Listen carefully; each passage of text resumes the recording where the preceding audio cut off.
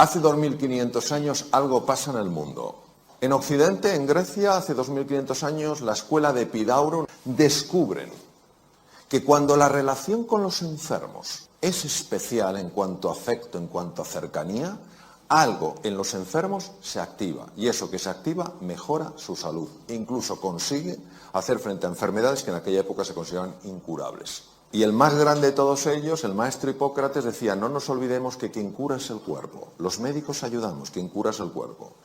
El príncipe Gautama Siddhartha se dedicó 12 años a investigar qué pasaba en la mente, cuál era el origen del sufrimiento humano. Fijaros qué curioso lo que decía, para enseñar a los demás, primero has de hacer tú algo muy duro, has de enderezarte a ti mismo. Y si nos tuviéramos que enderezar en algo que no vemos, y si no solamente fuéramos homo sapiens sapiens, sino que además fuéramos homo demens, seres ansiosos, angustiados, envidiosos, violentos, y si hubiera una combinación extraña entre nosotros. Pues según el príncipe Gautama Siddhartha, Sakyamuni Buda, hay algo en nosotros que necesita corrección. Hay una enfermedad en la mente que hace que nosotros nos veamos a los demás y veamos el mundo de una manera profundamente distorsionada. También hace 2500 años, el más sabio entre los chinos, Lao Tzu, curiosamente Lao Tzu decía: si estás deprimido es porque vives en el pasado, si estás lleno de ansiedad es porque vives en el futuro, si estás en paz es que vives en el presente. Es sumamente desafiante estar en el aquí y en el ahora, porque algo en nuestra mente distorsionada se va hacia el pasado o hacia el futuro y nunca estamos en el presente. Pues da la sensación que el presente lo damos por hecho. Pero es que Einstein intuía que había una realidad paralela y que éramos incapaces de verla con nuestros sentidos, con los 5 sentidos. Es decir, da la sensación que hay como 2 mundos paralelos y que nuestra percepción está congelada en uno. ¿Y si hubiera cosas interesantes en el otro? ¿Y si hubiera posibilidades sorprendentes? ¿Puede haber algo que no contemple la realidad médica, pero que pueda tener un impacto en la hipertensión arterial? ¿Puede haber algo que tenga la capacidad de mejorar la función cardíaca, de proteger al corazón, y que sea desconocido por la ciencia médica? Es decir, en la realidad médica pueden existir vacíos. Todos nosotros, cuando estamos cómodos, cuando estamos con buena salud, cuando estamos tal cual, bueno, pues la vida transcurre, discurre y fluye. Pero llega un momento en el que aparece algo que perturba nuestra vida, una tormenta. Puede ser de salud, puede ser un desengaño, puede ser una pérdida económica, puede ser 1000 cosas. Aparece una tormenta en nuestra vida. Y aquí entra un patrón reactivo típico del ser humano. Pero no del Homo sapiens sapiens, sino del Homo demens. ¿Qué ocurre? Pues que emprendemos un proceso de enfrentamiento a eso que nos pasa.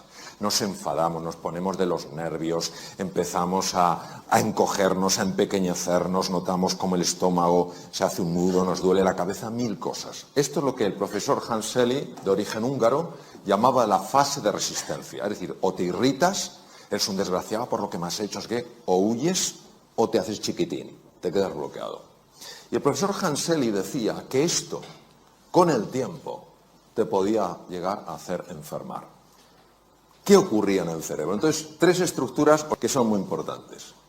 La primera es la corteza prefrontal. La corteza prefrontal es la que nos permite ser eficientes en la vida. Cuando tú eres fino tomando decisiones, cuando estás entendiendo las cosas con profundidad, cuando aprendes cosas nuevas, no con todo el esfuerzo que normalmente algo nuevo lleva, sino que notas que vas fluyendo, es que la corteza prefrontal funciona excepcionalmente bien.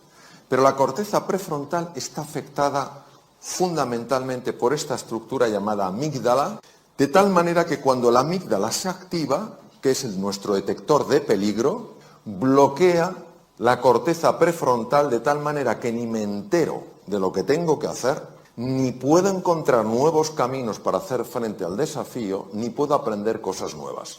En el mundo VUCA, volátil, incierto, complejo y ambiguo actual, en el que todos estamos y que muchas personas están viviendo como una amenaza, es normal que haya caído la productividad, haya caído la creatividad y se estén dañando las relaciones interpersonales.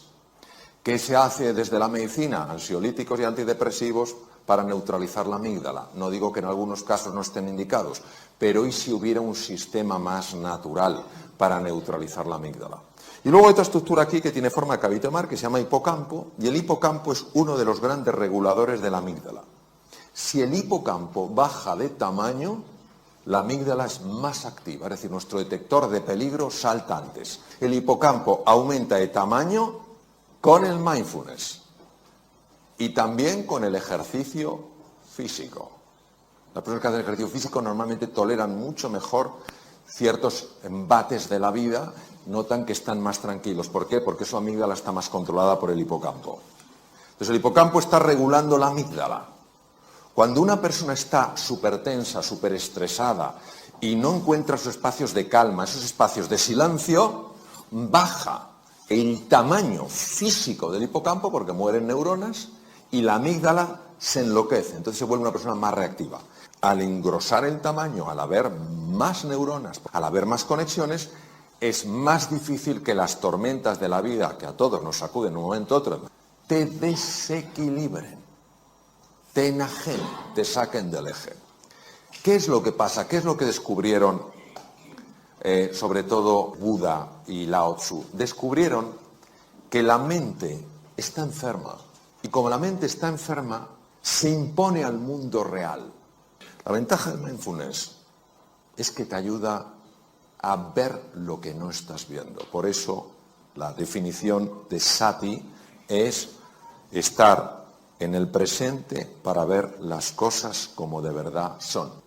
Jason Brewer es psiquiatra y es neurocientífico, ha observado que hay un circuito que es el que hace que vayamos en piloto automático. Pero no solo vamos en piloto automático conduciendo, estamos en piloto automático cuando estamos hablando con otro.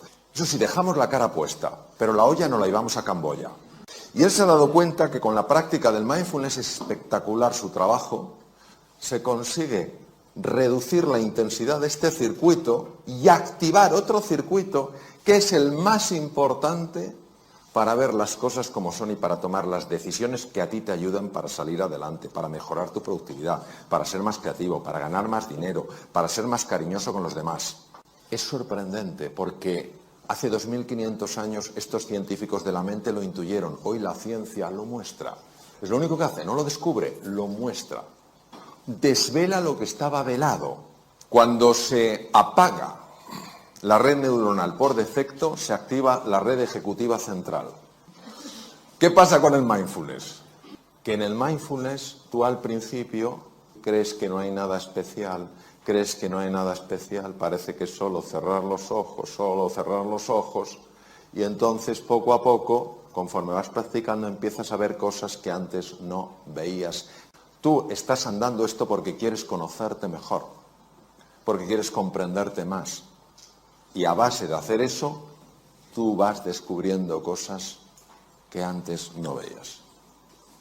Otra de las cosas fascinantes que se ha visto con electroencefalografía es que cuando una persona está estresada, los dos lados del cerebro están enfrentados. No se hablan entre sí, no se quieren. El hemisferio izquierdo es un hemisferio, es el de la conciencia ordinaria, es el que te permite estructurar, hacer categorías, utilizar el lenguaje, es el que te permite manejar el tiempo mental, pasado, presente y futuro. El hemisferio derecho es el que está en contacto fundamentalmente con el cuerpo, es la entrada al inconsciente, es un presente continuo, es una sensación de presente eterno y es donde están los grandes recursos del ser humano. Pero nosotros no podríamos funcionar solo con el hemisferio derecho. De hecho, hay una mujer de Harvard que tuvo una hemorragia en el lado izquierdo, se desbloqueó el lado derecho y ella no quería salir de esa sensación porque era tal paz, tal serenidad, tal calma, pero finalmente pidió ayuda como pudo porque ya estaba perdiendo la capacidad de poder ver los números porque depende del hemisferio izquierdo. Tardó 8 años en recuperarse de aquella, fue una rotura de una malformación arteriovenosa del hemisferio izquierdo. Escribió un libro conmovedor sobre su experiencia increíble habiendo vivido algo sorprendente. Sin embargo, lo que hemos visto con el mindfulness es que lo que hace no es bloquear el lado izquierdo, sí es verdad que activa especialmente el hemisferio derecho, sobre todo los lóbulos frontales, pero lo que hemos visto es que favorece el diálogo. Favorece el diálogo. Cuando una persona está muy tensa, fundamentalmente son ondas muy rápidas, son ondas beta, sobre todo el alto beta, que son ondas de más de 30 hercios, es cuando una persona está, pues eso, en situación de alarma, tal cual. Conforme tú vas sosegándote, cuando vas tranquilizándote, las ondas se van enlenteciendo, se van convirtiendo en ondas alfa mucho más propias del hemisferio derecho, que empiezan también a envolver al hemisferio izquierdo. Se consigue pasar a un patrón, ondas teta, donde la creatividad se dispara, los fenómenos de sanación del cuerpo son mucho más intensos, tanto a nivel físico como mental. De hecho, se utiliza para sanar heridas de personas que algo les ocurrió en la infancia y que no saben lo que es, porque algo en nuestro interior tiene la capacidad de sanar, ya lo decía Hipócrates hace 2500 años, y ya el ritmo delta es un ritmo muy difícil de conseguir sin quedarte dormido, porque solo muy pocas personas lo hacen. Y los monjes muy entrenados, como mi querido amigo y maestro Mathieu Ricard, consiguen algo que se llama gamma, que muy poca gente en el mundo lo puede hacer, que es un tipo de onda que no se conocía que se pudiera producir. Y son personas que están absolutamente en el presente y absolutamente en calma. Y son personas que transmiten algo brutal. Los pensamientos son como olas en el mar. Llega un momento en que pueden ser tremendamente perturbadores. ¿Qué es lo que hace el mindfulness? El mindfulness lo que hace es, te convierte en un submarinista. Entonces, lo que hace el mindfulness es, no luches con los pensamientos, pero fijaros, por eso cuando dicen, no, es que el mindfulness lo que hace es que la mente no produce pensamientos. ¡Qué tontería! La mente dualista sigue produciendo olas y tú no te enfrentas a la ola. No, yo no tendría que tener este pensamiento, yo tendría que... No, tú lo que haces es, te metes bajo el agua. Observar que cuando estás un poquito más abajo y miras hacia arriba, claro que ves los pensamientos, claro que ves las olas, pero ya no te arrastran. Ya estás en estado de meditación, ya estás en estado de profundización. Y por eso, como el mundo mental genera tanta distorsión, al estar aquí, empiezas a notar una recuperación, una revitalización que no se puede experimentar arriba. Conforme tú vas entrando, va cambiando el patrón de ondas alfa, ondas teta, ondas delta. Llega un momento en el que empiezas a tocar, y lo digo por experiencia, el fondo del mar.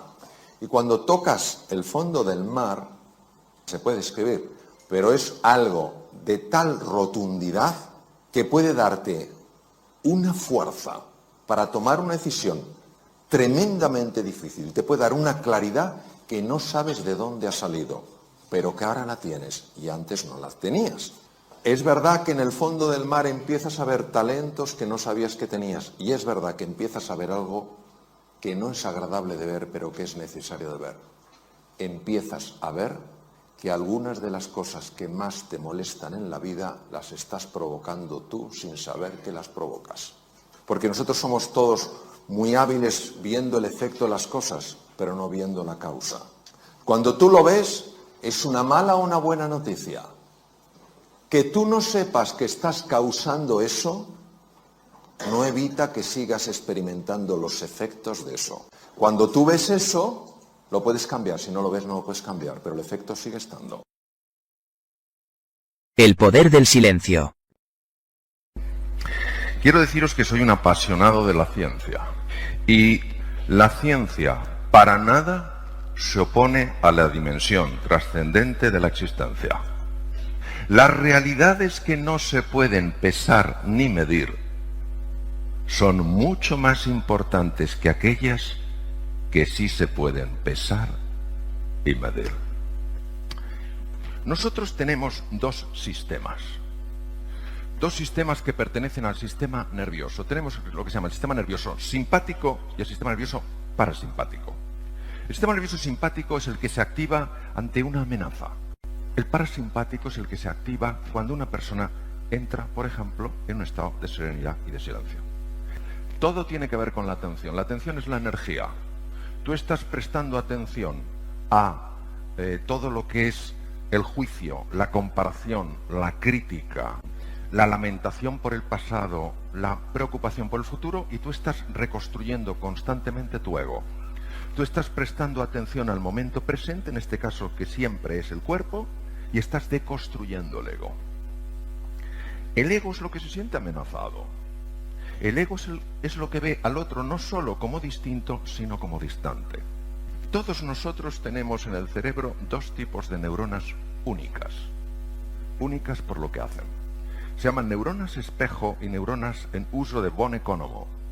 Están localizadas solo en ciertas regiones del cerebro y están constantemente leyendo tu estado emocional. Estado emocional que lo estamos transmitiendo sin darnos cuenta que lo transmitimos. ¿Cómo lo transmitimos?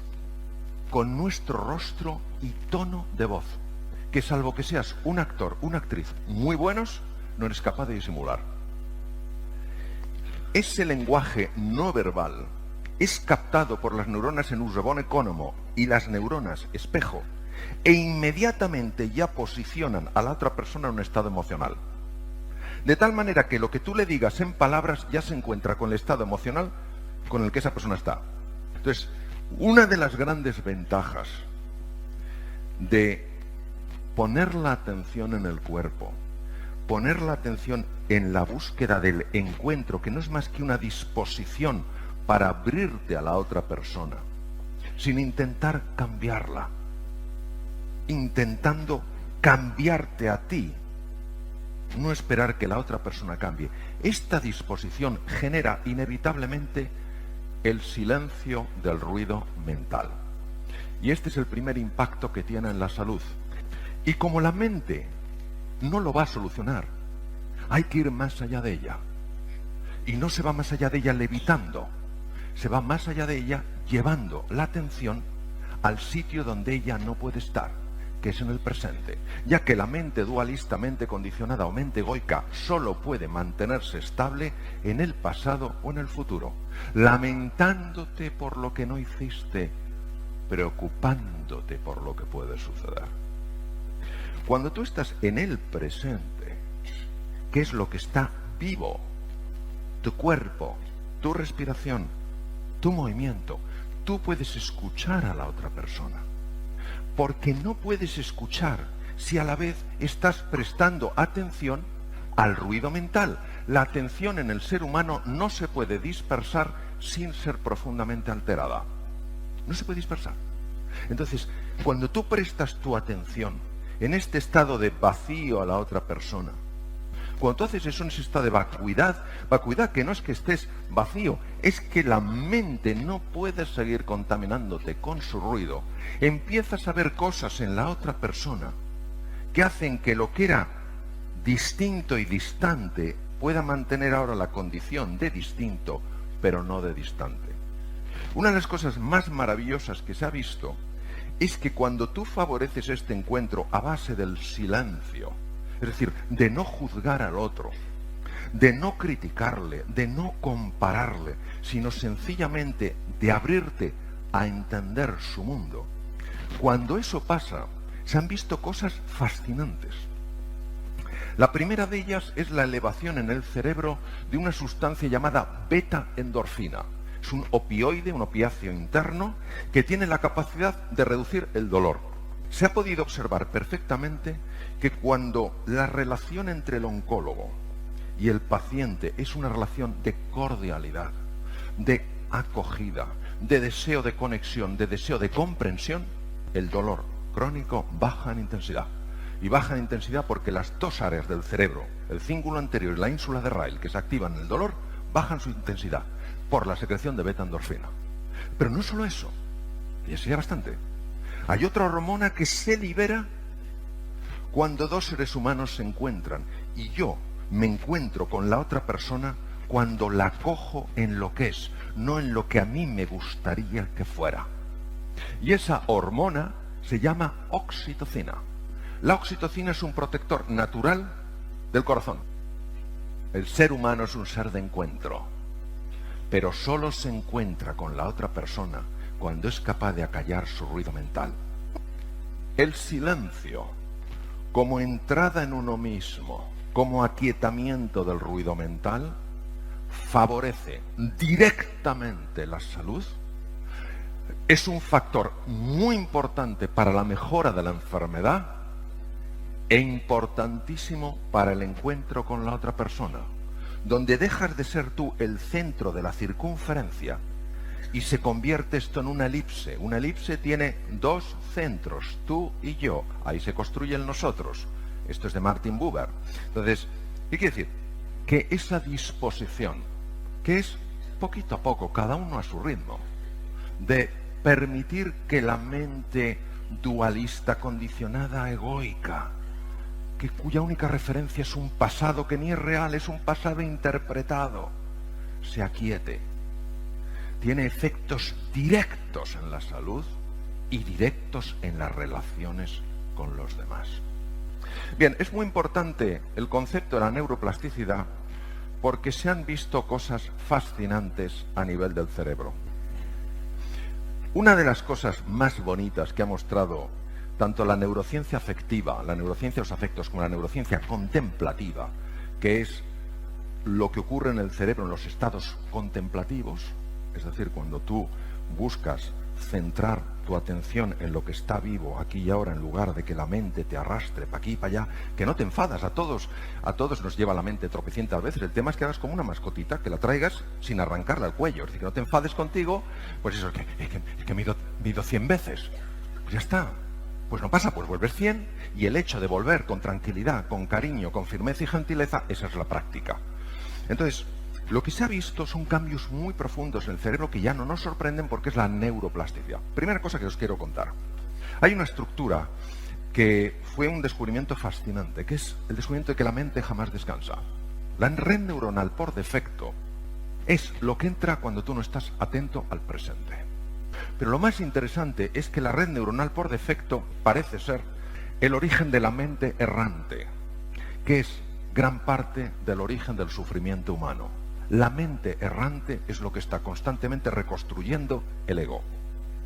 Los ejercicios en los que tú entras en tu interior, conectando con el aquí y el ahora, además que he visto los estudios, apagan la red neuronal por defecto y activan la red ejecutiva central. Esto es importantísimo de conocer porque implica que una persona que dedica tiempo a conectar con su interior no solamente está mejorando su salud, no solamente está mejorando el encuentro con otras personas, sino que está mejorando de forma directa su eficiencia para resolver problemas, porque es más creativa, porque está menos distraída, porque es más precisa en sus valoraciones. Por si esto fuera poco, hay otra red que se llama la red de prioridades. Vamos a ver. La mente intuitiva es un regalo sagrado y la mente racional es un fiel sirviente.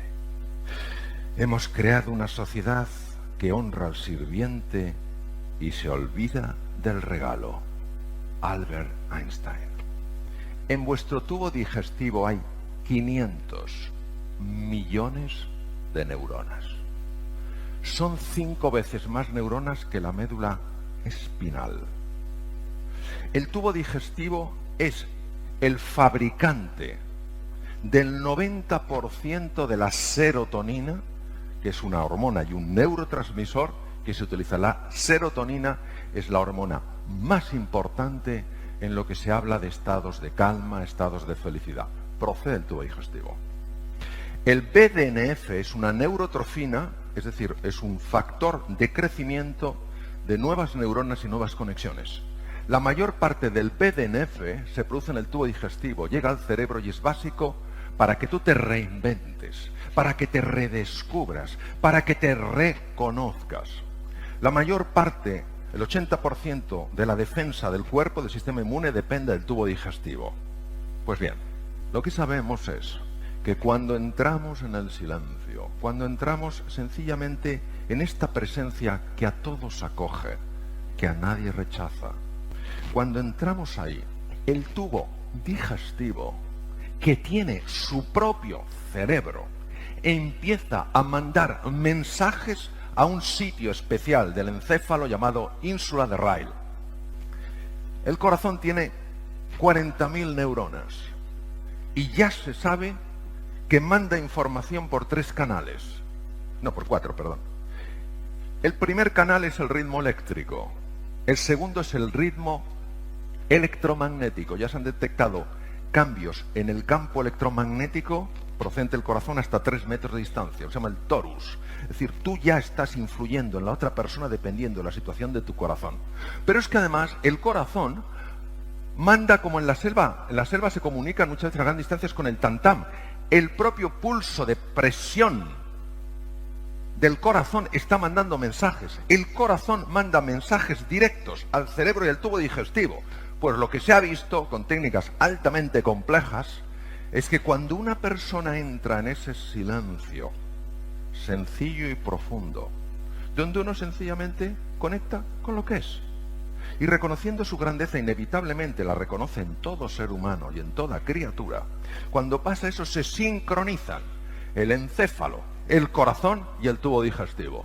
Pero cuando tú te sientes amenazado, amenazada, y lo que más miedo nos da es el juicio del otro, la crítica del otro, sobre todo en nuestros momentos de mayor vulnerabilidad, de mayor fragilidad, cuando te sientes amenazado, esta sincronización maravillosa entre los 3 órganos desaparece hasta tal punto que el corazón entra en un ritmo frenético, pueden aparecer arritmias, el tubo digestivo empieza a alterarse y el encéfalo no solo es que se desincronice del corazón y del tubo digestivo, es que los 2 hemisferios se desincronizan entre sí. Se llama lo que se llama lateralización hemisférica, es decir, el lado izquierdo, que es mucho más racional, estructurado, organizado, planificador, y el lado derecho, que es más imaginativo, más artista, y que juntos hacen un papel tan maravilloso, dejan de sincronizarse.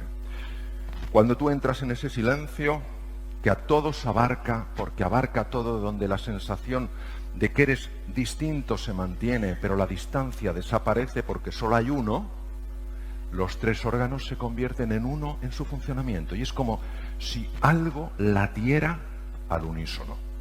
Repercusiones: salud, relaciones con los demás, funcionamiento mental y prosperidad para todos. Por eso creo que es importante que por lo menos le demos una oportunidad sin esperar que esto haga lo que nosotros queramos, porque si hacemos eso es la mente dualista la que gobierna. Nosotros aquí, más que buscar, lo que hacemos es dejarnos encontrar. En medio del duro invierno descubrí por fin que dentro de mí hay un ser invencible. Gracias.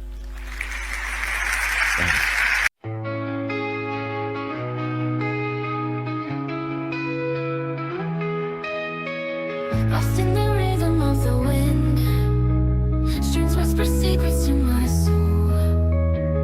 In a world of alternative rock where indie rock takes control, our rock paints a picture so vivid. Lead female vocals sing so sweet, melodic tones that captivate. In this experimental retreat, deep within the music's embrace, I find solace in this space where the lyrics intertwine with the beats of time. Layers of sound surround me like a symphony of the mind. An art rock masterpiece unfolding in a melody so kind. Each note a brushstroke of emotion, painting hues of every shade. The female vocals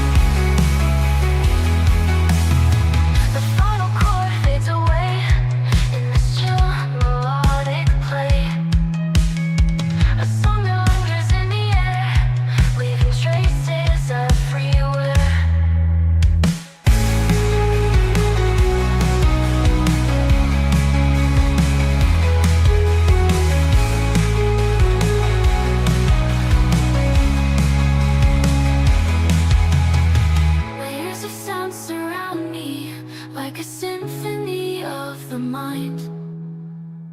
An art rock masterpiece unfolding in a melody so kind.